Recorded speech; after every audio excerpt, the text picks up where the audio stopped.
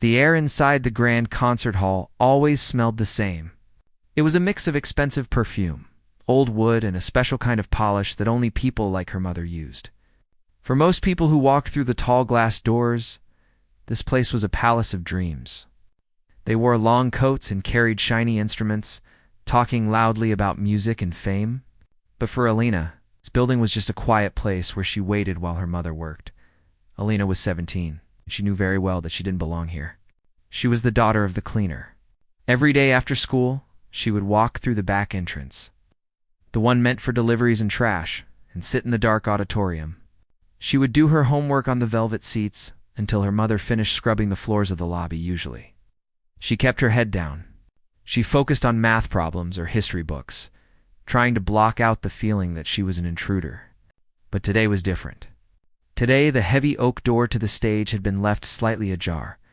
Alina stood up from her seat in the back row. The hall was empty. The overhead lights were turned off, leaving only the faint glow of the emergency exit signs.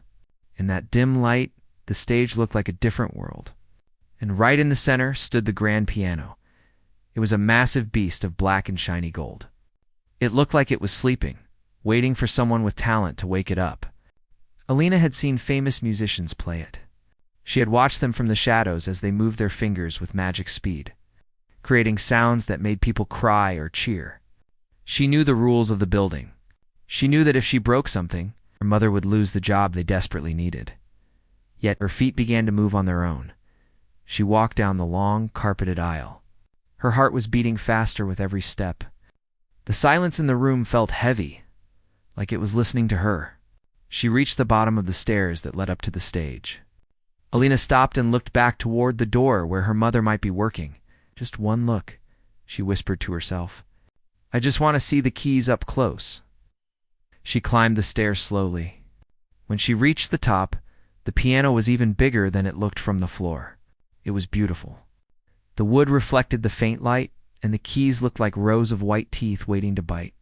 Alina knew she shouldn't go any further. She knew she should turn around and go back to her seat. But she had watched the rehearsals for months. She had seen where the players put their hands. She had memorized the sounds in her head. She stepped closer until she was standing right in front of the bench. The air near the piano felt electric, as if the instrument held the memory of every song ever played on it. Alina took a deep breath. She looked at the clean ivory keys and the black sharps and flats. It was so forbidden, and that made it terrifying. Her hand moved slowly through the air. Her fingers were rough from helping her mother at home, nothing like the smooth hands of the rich musicians who played here.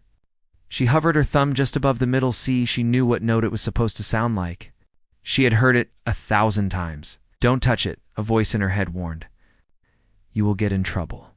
You will ruin everything.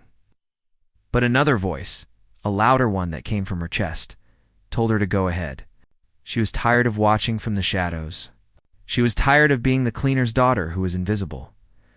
Alina let out a shaky breath and lowered her thumb. The moment her skin touched the cold ivory, a shiver went down her spine. She didn't press down hard, just enough to hear a soft thunk. It wasn't a musical note yet, just the sound of the mechanism waking up. She stood there, frozen, waiting for an alarm to go off or a guard to shout at her. But the hall remained silent. The piano sat quietly, waiting for her to make a decision. She looked at her hand resting on the keys. It looked so small against the giant instrument. Alina swallowed her fear. She realized that she didn't just want to touch one key. She wanted to play. She wanted to see if the music she heard in her head was real or if it was just a dream. This was her only chance. The hall was empty. The night was young. Alina pulled out the bench and sat down. The leather was cold under her legs. She straightened her back, just like she had seen the professionals do. She lifted both hands and hovered them over the keyboard.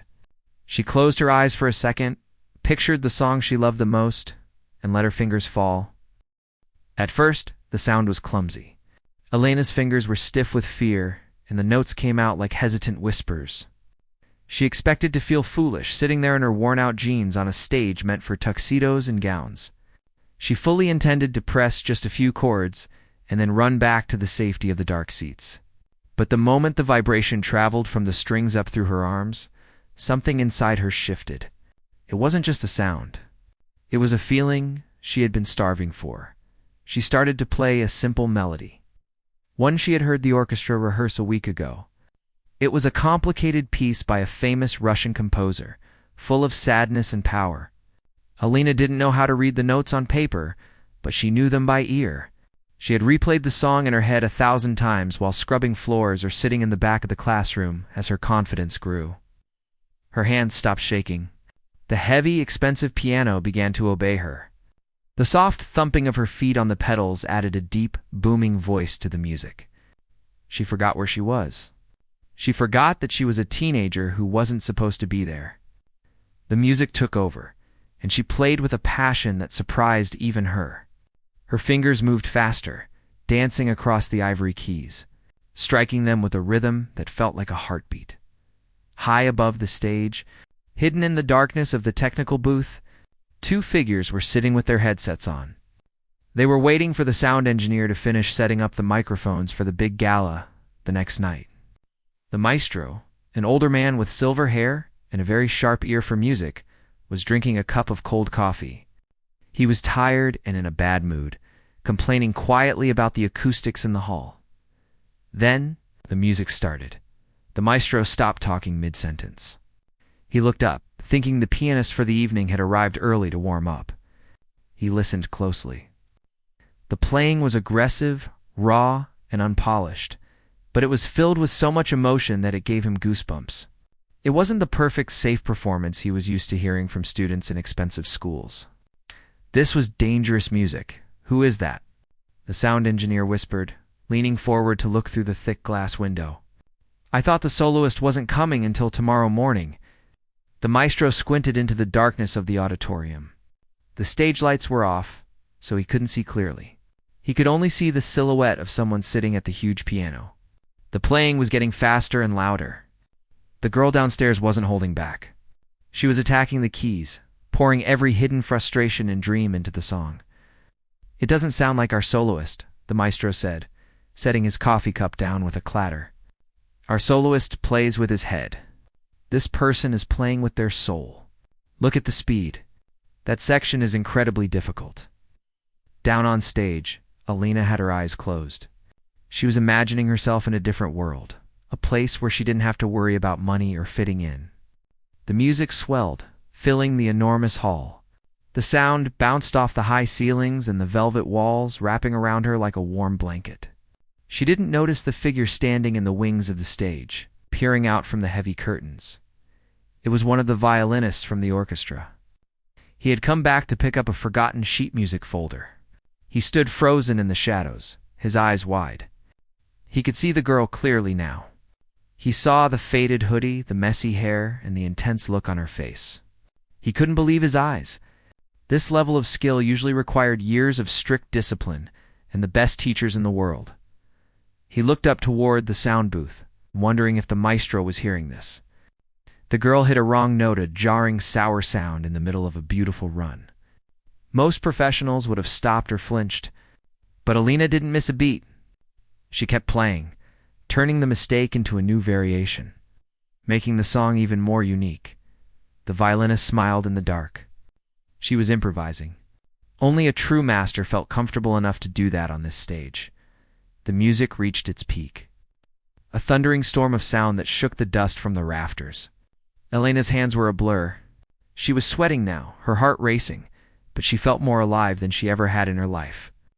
She wasn't just the cleaner's daughter anymore. She was a creator.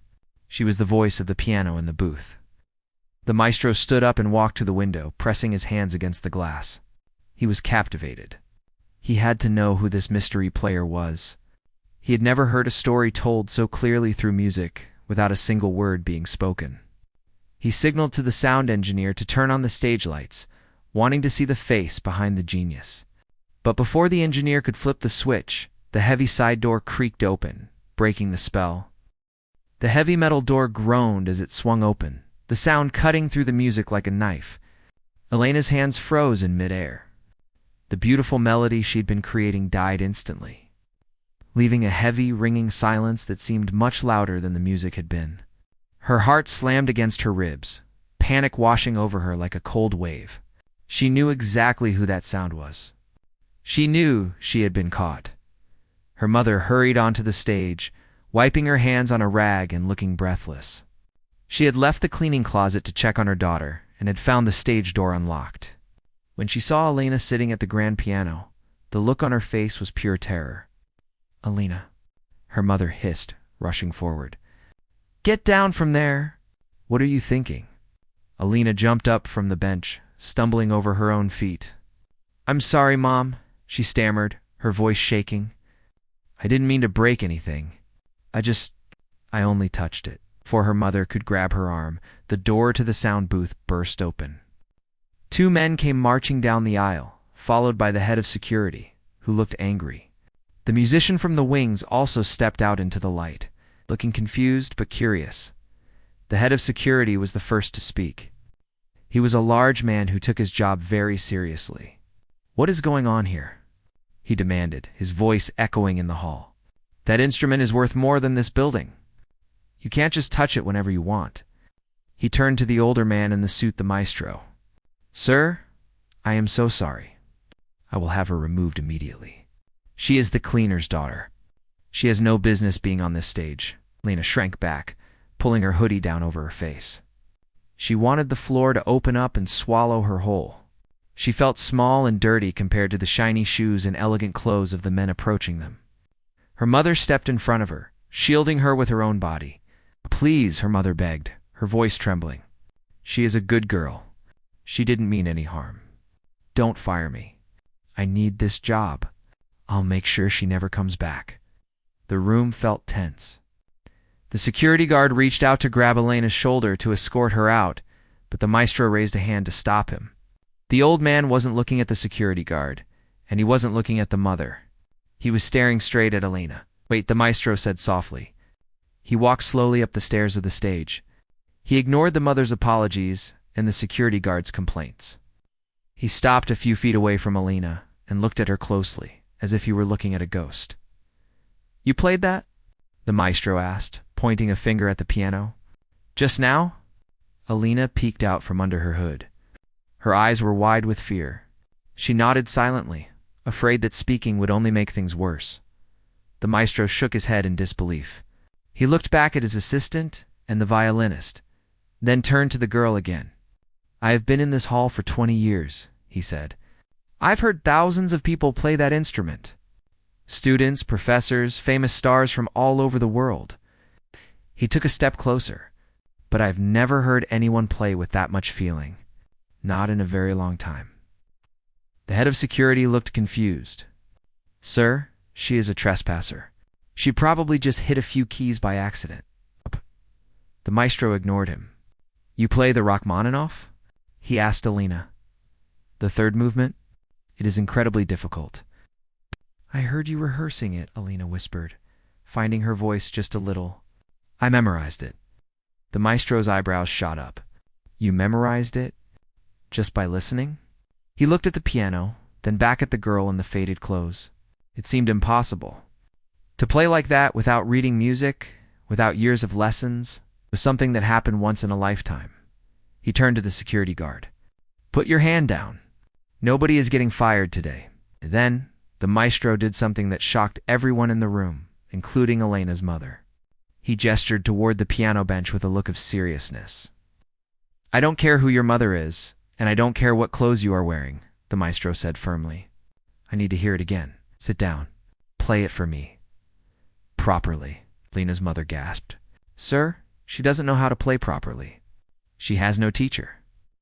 The maestro smiled, a rare, genuine smile. "Madam, that is where you are wrong. Now, please, young lady, show me that it wasn't just a dream." Elena looked at her mother, whose face was a mix of fear and confusion. Then she looked at the maestro. He wasn't smiling anymore. He looked deadly serious, like a doctor waiting for a diagnosis. The silence in the hall was heavy. Everyone was waiting. The security guard had stopped frowning, but his hand was still resting on his belt, ready to grab her if she made one wrong move. Elena sat back down on the bench. The leather felt even colder now, knowing that every pair of eyes in the room was fixed on her back. She felt small under the weight of their expectations. "The Chopin," the maestro said, his voice echoing slightly. "The Ballade number 1. Play the opening." Elena's breath hitched in her throat. She knew the song. It was famous for being incredibly difficult. It started slow and sad, then turned into a storm of chaos and speed. Students at the best music conservatories practiced it for years, just to get it right. Her hands began to sweat. She wiped them quickly on her jeans, leaving a dark mark on the fabric. "I can try," she stammered. Her fingers hovered over the keys. For a second, she panicked. What if she had just been lucky before? What if her mind went blank now, that she was being tested? She felt like a fraud. "Close your eyes," the maestro commanded gently. "Don't look at us. Don't look at the piano. Listen to the music in your head." Lena took a deep breath and squeezed her eyes shut. She blocked out the image of the fancy chandeliers and the expensive suits. She thought about the rainy days when she sat alone in the empty hall, imagining she was anywhere else. She let the memory of the melody fill her mind. Her left hand dropped and hit the first deep note. It resonated through the floorboards. Then her right hand began the sad, wandering tune. The room went completely still. The air conditioning seemed to stop humming. All that existed was the sound coming from the old instrument at first. Her mother stood stiffly, her hands clenched together in prayer. She didn't know anything about classical music. She only knew that her daughter was playing a stranger's piano and that their future hung in the balance.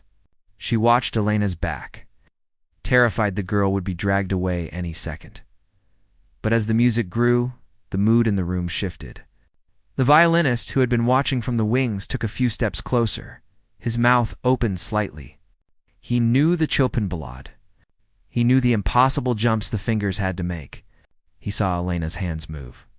They weren't stiff anymore. They were fluid, like water flowing over rocks. She was hitting notes that most professional pianists struggled with. She was doing it without a sheet of music in front of her. The music reached the part where it became fast and angry. Elena's hands were a blur. She wasn't just hitting the right notes. She was putting meaning behind them. She played with a fierce intensity, banging the keys when the music demanded anger, then caressing them gently when the music turned soft again. The maestro stood with his arms crossed, his eyes closed, letting the sound wash over him. He was a man who had heard everything. He was usually critical, always listening for the slightest mistake in timing or pitch. But as he stood there, listening to the cleaner's daughter, he found himself holding his breath. He couldn't find a single error. More importantly, he couldn't find a single moment of boredom. She was telling a story with every note. Suddenly, the music crashed into the most difficult part of the song, a series of fast, cascading runs that went up and down the keyboard. It was the part that separated the good players from the greats. Elena didn't slow down.